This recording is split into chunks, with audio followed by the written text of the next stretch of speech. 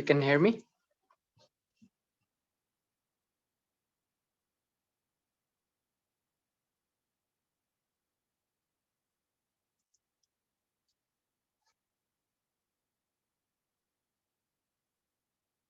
Am I audible, Umar? Okay, perfect. So how are you? How's everything? Alhamdulillah, sir, I'm fine. Yeah, great, great. Alhamdulillah. So, so is this timing suitable for you? Yes, sir. Okay, perfect. So, do you remember last time what we were doing? We were in the middle of gravitational fields, right? We had started gravitation, and um, we discussed gravity and even the expression for which is the universal law of gravitation. We discussed that as well. Yes, sir. Right. Okay, good. So, do you have any questions from the previous classes? No, sir. Okay. So we have Hasib over here as well. Hasib, this is your first class?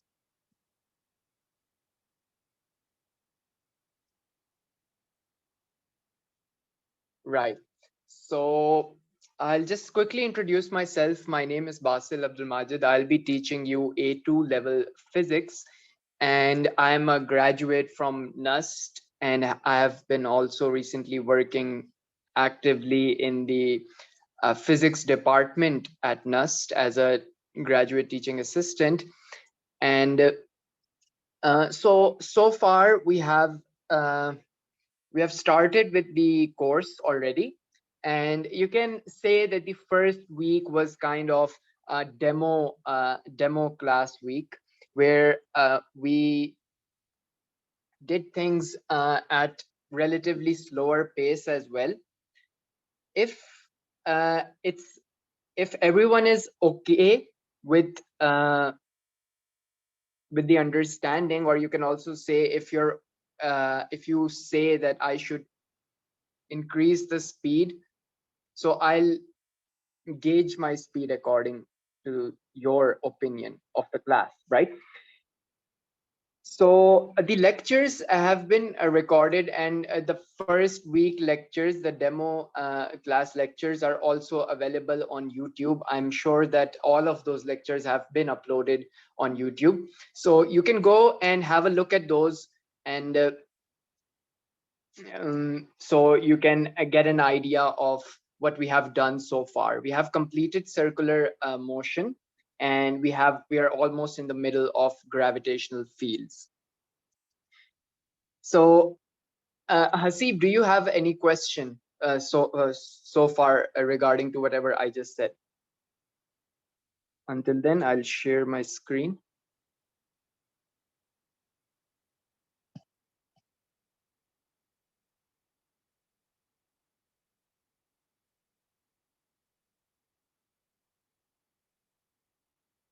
Need to.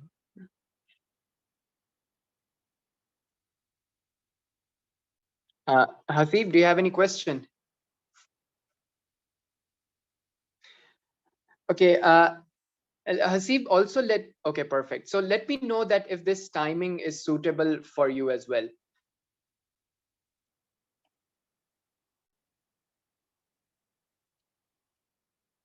And so, okay, it's fine. Perfect. Right. So we'll continue from what we were doing. I'll just quickly revise everything that we did so far in gravitational fields. So we started off with the idea of gravity, and well, because I even work in the domain of general relativity and quantum field theory, so I thought that it would be interesting to start off with the idea of space-time curvature and the real geometrical nature of gravity.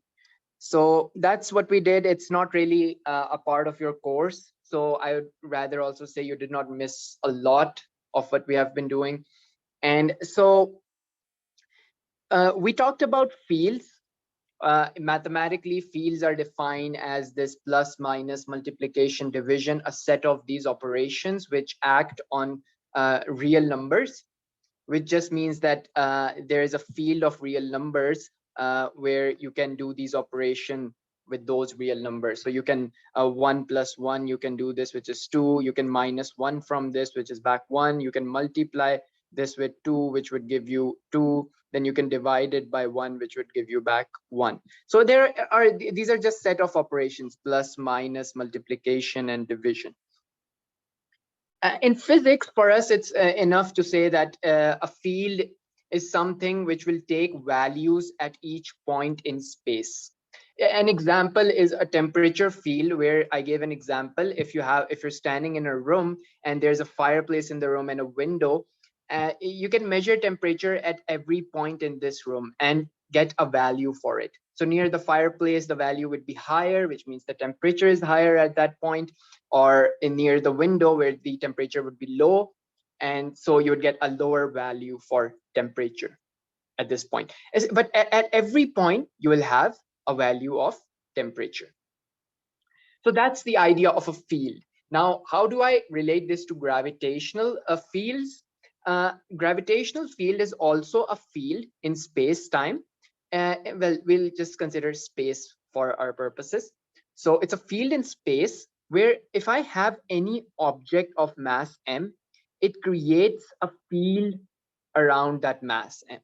So I have to put this mass in the space and it creates a field. Now, Newton himself did not know what is the source of this gravitational field. So he said in his book in Principia that this is left as an exercise to the reader, and so it took Albert Einstein to figure that out. And Einstein said that the source of gravity is the space-time itself.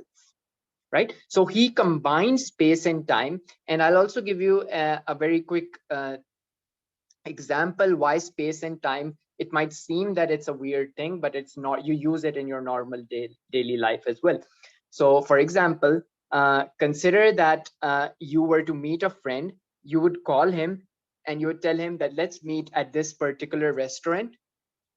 And if you only say that, then there is no communication of at what time are you going to meet this friend, right? So you have basically specified the space part, which is the location where you're going to meet. So spatially, this person knows that you're going to meet at this restaurant, but he does not know the time, and so he does not have the complete information to successfully meet you. So you need to specify both location and the time. Hence, we say space and time are connected. So this was just one of the examples. We use it in our daily lives, and it makes the idea of space-time a bit intuitive. So that's a space-time. I'm just revising things, so that's why I'm going a bit fast. All of this is available in the lectures that have been shared on YouTube as well. The previous lectures that you new people in this class might have missed. So that's the idea of gravitational field. So we'll not be concerned with space-time. We'll just say that when you put a mass in your space, it creates a gravitational field around that mass. But I just told you the real reason for that field to be created in the first place. Now, if I bring any other mass, let's say you have a sun and you bring small masses, let's say Earth is very small compared to the sun, and you put it near the sun. Now, as long as this Earth is in the gravitational field of the sun, there will be one sweet spot, which would be the radius from the sun of the Earth, where the Earth starts orbiting the sun. If the value of radius is that particular value, I'm calling that a sweet spot, as in it would be the optimal radius for the Earth to move in orbit of the sun. So that's why planets really orbit a massive star or even a massive planet. And similarly, we have Moon, which orbits the Earth. Now, these planets are constantly falling towards the sun as well. And so to explain that, we'll have to go into much more detail, which I'll just quickly try to show you what really happens. What is really happening is that the solar system is not a stationary kind of thing. It's dynamical, it's evolving, you can say. So for example, the sun, it's not stationary, it's not sitting at a particular point in space-time. It's actually moving. So the sun is moving, the Earth, which is orbiting the sun, is also moving translationally, but they're also in the orbit of the sun, right? And then in fact, if you could look at from another global perspective, the sun is also orbiting some giant star, right? So that's how it really is. Nothing is stationary, nothing is dynamical, nothing is stationary, and nothing is absolute. So everything is relative. So being at Earth, we assume that the sun is stationary. It's not moving. We are revolving around the sun and we are moving. But if an observer who sits outside at some other planet, let's say is very far away at some other star, and he sees our solar system, what he would see is the sun is also moving and the Earth is also moving. But the Earth is in the orbit of the sun. And then the sun is actually orbiting something massive. So it's also orbiting something massive. So that's the idea. And now Sir Isaac Newton, he gave us this this expression for the gravitational force. So according to Newton, he said that there is a force which is responsible for the attraction of these two bodies. So Earth is attracted to sun and sun is attracted to the Earth. It's all as well. Why so? Because everything that I said about this mass creating a field in space, this Earth also has some mass. It will also create a field, but the field would be relatively weak compared to the field that was created by the sun. Right? Okay, so that's why Earth would also exert some force on the sun, which is why the sun would be attracted towards the Earth, but the force is so small that it's almost negligible because the Earth mass is so small when it's compared with the mass of the sun. So far, is there any question in anyone's mind? Feel free to ask. By the way, if you're new, I always encourage questions. You should always ask questions. Stop me anywhere in between the lecture. You have any question, fire away. So is there any question so far from anyone? Omar, I know we have went through some of these things already, but let's just take it as it would be a revision for you as well. I hope it's okay for you that we are repeating some of the things. No issue, sir. Okay, perfect. So any question so far? Anyone? Hasib, Omar. We also have Fatma Mammon, and I think she's also this is her first class, I would assume. So any questions so far? No, sir, there isn't any question. Okay, perfect. Right. So, okay, so where was I?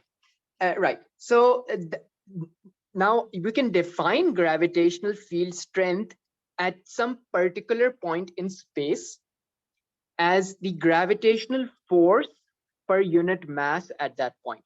So I hope this now this picture that I made this idea pretty clear, because again, it's the same thing that at some point, so where the sun sits at this point, I think I should use different colors now because it's getting so let's say this is the green point. The sun sits at this point, and now it's going to at this point, this mass of the sun is going to create a gravitational field around that point, right? And any other mass that comes in the vicinity of this field that I'm highlighting as green, any mass that comes in this vicinity would be attracted towards the mass of the sun, or the sun, right? Okay, so that's the idea of a gravitational field, and how strong it is, how strongly it's attracted to the earth is the field, it's the strength of this gravitational field. So hence it's defined at some particular point in space as the gravitational force per unit mass at that point. So with this, we can define this gravitational force. What would be the gravitational force? So experimentally, Newton determined that it should be proportional to the masses.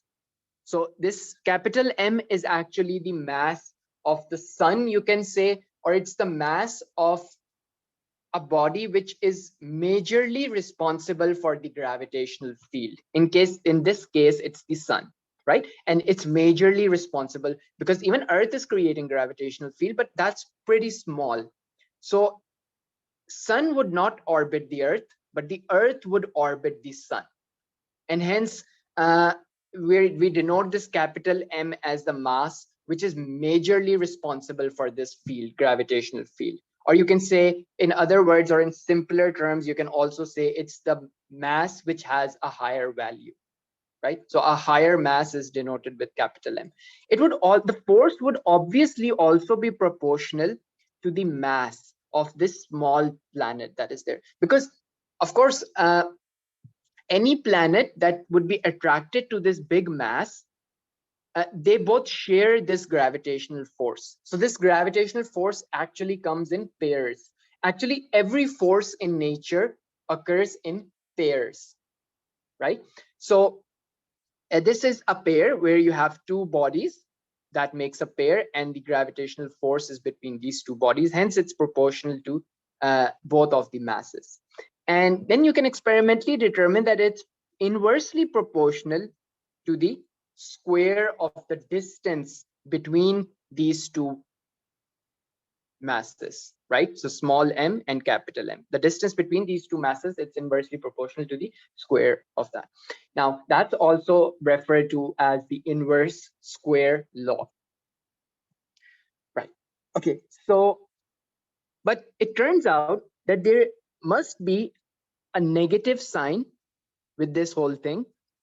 And the reason for that negative sign comes from the fact that whenever I have, let me draw something over here. I have this mass. So the radius vector that I'll draw from this mass would be in this outwards direction. It's not a radius vector, actually, it's a position vector, you can say, to some other mass, which is small m. Now, because this r is a position vector, it's a vector, right? So the direction will play a part in defining the physics of this quantity. Now, gravitational force is an attractive force, right? We all know that, we're familiar with that. And so the gravitational force acts in this direction to the center of this capital mass M. So anything that it will basically pull any object towards its center. So there is this difference in these directions, right? So if I'm saying that this direction, let me use a highlighter so I can mark things better. So this direction, if I consider this one as positive, then obviously the direction which is opposite to that will be considered as negative. Hence, if my r is positive, then the force vector should be negative, and hence we have this negative sign with in our expression. So is this a point clear to everyone? Why is there a negative sign in this expression for force? This negative sign appears if you're treating force as a vector, You can also just write its modulus, which would be just the magnitude, and then the negative sign would disappear, right? So you're just concerned with the strength of the force and not the direction of the force. That's when the negative sign is no longer needed. So is there any question so far? No, sir. Okay, perfect. So right now we can also have we can also derive the expression, mathematical expression for the field strength, right? So the thing that I was talking about previously, the gravitational field, what would be its strength, right? So how strong of a gravitational field can a mass produce, if you look at this thing, right? So it's very simple, it's very easy, because remember, we know that Newton's laws, which is F equals ma, it's actually, I think it's the Newton's second law, right? Now this thing is applicable to the force of gravity. So the force of gravity, which is g m by r squared, and then you can also put a negative sign with this to include the direction. In this case, you can see that the small m's just cancel out, and you're left with this thing, right? So the small m's canceled out, and you're left with gm, capital M by r squared. So that's m. So, and we just call this, instead of calling it a, we rename it to some g, where g, small g, is now defined as the acceleration which occurs due to gravity. So is that clear?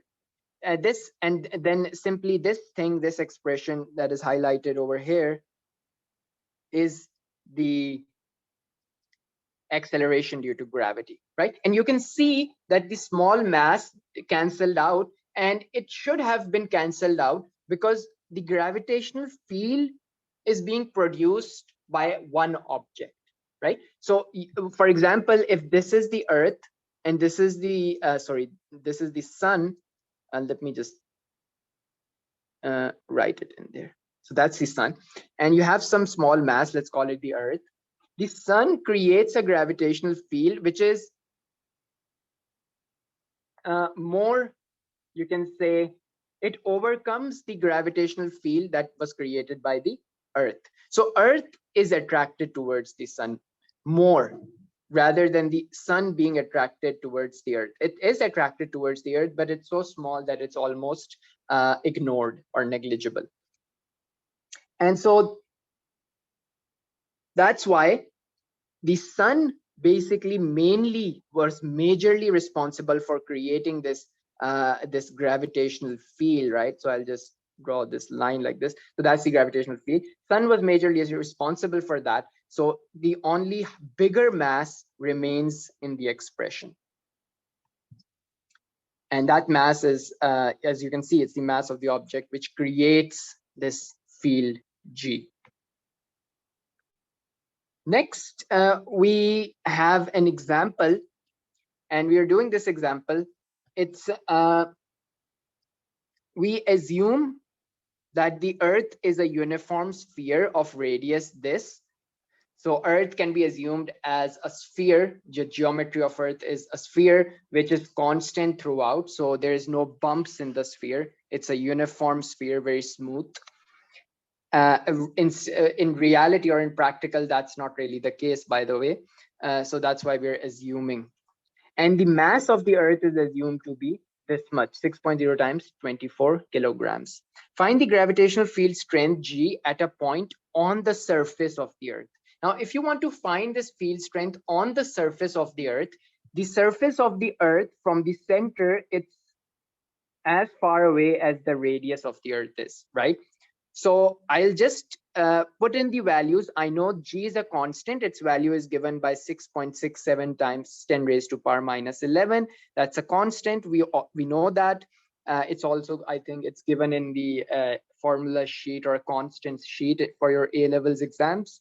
Then you have the mass, which would be the mass of the Earth, right? Because what we're doing is we are trying to find out the gravitational field strength at a point on Earth's surface, which is due to the Earth. So we are using the mass of the Earth.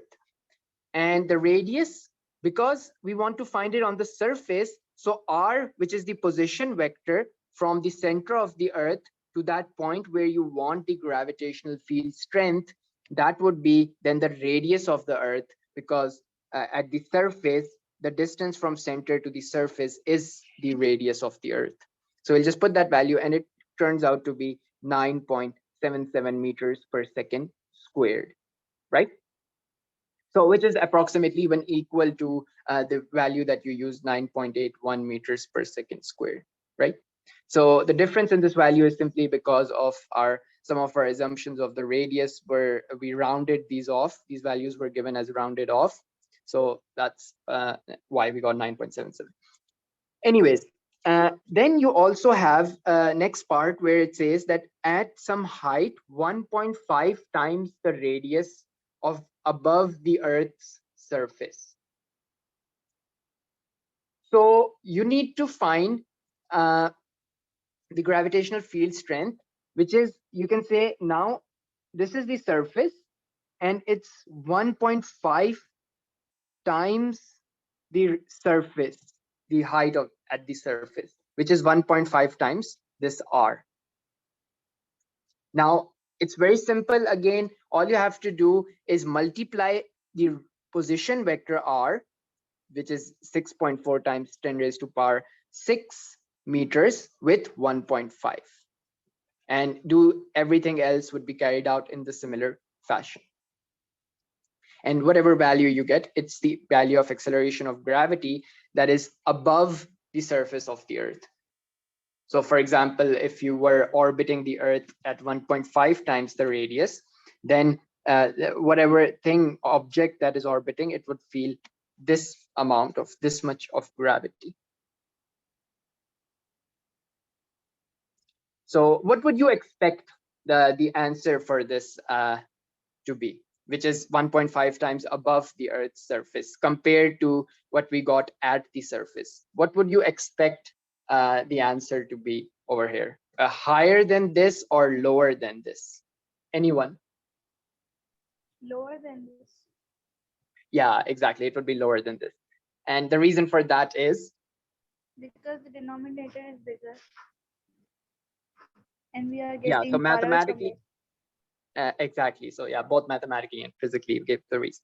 Perfect. So that's correct, right? Because it follows this inverse square relationship. So the field strength would decrease as the radius or the position vector increases. Perfect. Right. So then we have another example, which says that the acceleration due to gravity at the Earth's surface is 9.8 meters per second squared. We are aware of that. Calculate the acceleration due to gravity on the planet, which has same density, but twice the radius of the Earth. So apparently there is some other planet, right? So this is Earth, and there is another planet. It has the density of this planet, P, is the same as the density of Earth, but the radius is 2 times the radius of the Earth. So how can you go about this problem? Remember, we need to calculate the acceleration due to gravity. So we write down this expression for acceleration due to gravity, which we know, which is this thing. And these are our values that we know, that the gravity on Earth is 9.8. The densities are the same, so we'll just call it some constant rho. And the radius of this planet is 2 times the radius of the Earth. You'll just put these values in this ratio. You'll write down the planet's gravity, and you'll divide that by the Earth's gravity. And the reason we're doing that is because we want something that gives you RP over RE, this type of thing. And if I have this thing, then I can replace it with 2, right? So this thing is basically 2. And then we can write it down in terms of the Earth, the acceleration due to gravity, which would be because well, everything is really a constant in this case. You can see that, see, in this gp, this g is constant. We can write down, by the way, here's one thing, that you can write down the mass in terms of the density simply by using this relation: density is mass by volume, where mass would be density times volume. And in place of the volume, they have told you that it's assumed to be a uniform sphere, so we know the volume of a sphere is 4/3 pi r cube. So we'll just replace this, and we'd have this thing in this upper, you call it numerator, right? Numerator, and then for the Earth, we would put some values for in the denominator. Similarly, uh, g and g are constants. Rho is the same for both, so that is constant as well. Cancel out. 4/3 is a constant. Pi is a constant. Cancels out. And from this part, you see that when you divide this with the radius of the planet r squared, which is from this thing, and upstairs you have this r cube that comes from the volume, so it cancels out and you're left with 1 rp over here. And similarly, in this expression, the same thing happens with re. So you're left with rp over re. Now you can simply just replace this thing with 2, and then uh, this thing, the acceleration due to gravity on planet is 2 times the acceleration due to gravity on the Earth. So you just multiply 2 with 9.8, and that's this thing. Is this clear, or should I just explain? I've explained this in the previous lecture, which you can find on YouTube. So I went kind of quickly. I tried to go a bit quickly, but I think did I get the point across? Is it clear Yes, what we sir. did? Okay, Yes, so sir. if it's not, you can also go and watch the video on YouTube for this lecture. And if it's still not clear, feel free to ask me again. You can ask it on in the WhatsApp group. You can message me on WhatsApp as well, and you can even ask in the next class, right? Okay, so we'll move forward now. And so the thing is done over here again in a much more neater way, you can say. So, okay, now the next thing is that this everything that is written over here is something that I have already explained to you. How do we find this relation for acceleration due to gravity? And it's done by using the force of gravity is equal to the mass times acceleration, and then you can just cancel things out and you get this thing. This is clear, right?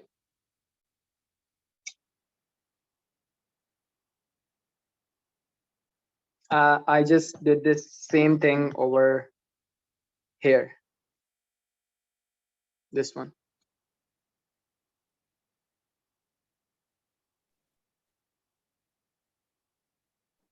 Clear, sir.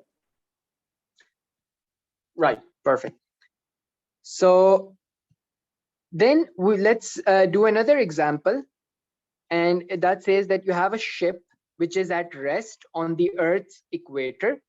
So here's this Earth, and this is the equator of the Earth, right? It's the center line, and you have a ship which is stationary over here. Assume that the Earth is a perfect sphere of radius r and acceleration due to gravity. At the poles is g naught, right? This g with subscript 0. So at this poles we have g naught, g naught. That's the acceleration due to gravity. Are you aware of the fact that the acceleration due to gravity would be different at the poles compared to at the equator? Is everyone does everyone understand why would that be?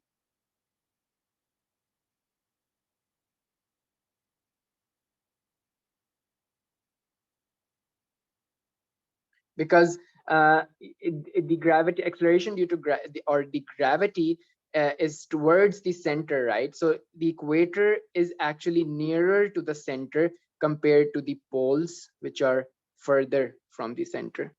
So the radius vector for the poles would be higher compared to the radius vector of the equator. So that's clear. Yes, sir. Okay, so that's the reason they gave you this at the poles. It's some g naught, right? Express its apparent weight n of a body mass m in terms of m, g naught, r, and t. T is the time period of the Earth. That is just the period where Earth performs one complete orbit around the sun, right? So that's, and we know that's just sorry, around, not around the sun. I'm sorry. It performs this. It rotates with some angular velocity omega about its axis, right? And in reality, this axis, all of this thing, it's slightly tilted. Can I tilt it using this tool? I cannot, but it's kind of tilted, right? And so it performs this rotation, and the time period is defined as the Earth, for Earth to perform this one complete revolution, which is your 1 day, 24 hours, right? Okay, so that's what we have to do now.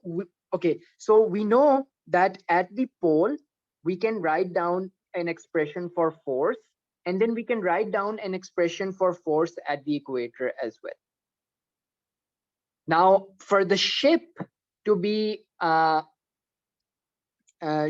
ship is at rest on the Earth's equator, so there is no dynamics really happening, right?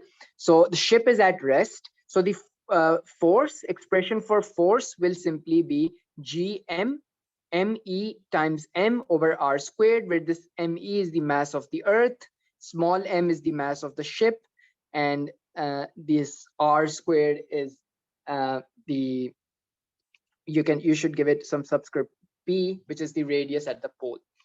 Now this would be equal to m times a, but because a is simply acceleration due to gravity, we called it g, and instead of writing g, I wrote g naught, because this is happening at the poles, and at poles we are given that the gravity is g naught. Similarly, you can do the same thing at the equator. Now at the equator, if you look at this diagram, you have some normal force because the ship lies on the surface, right? Like this, it's on the surface. And so there is some normal force from the Earth, and there is some weight of this ship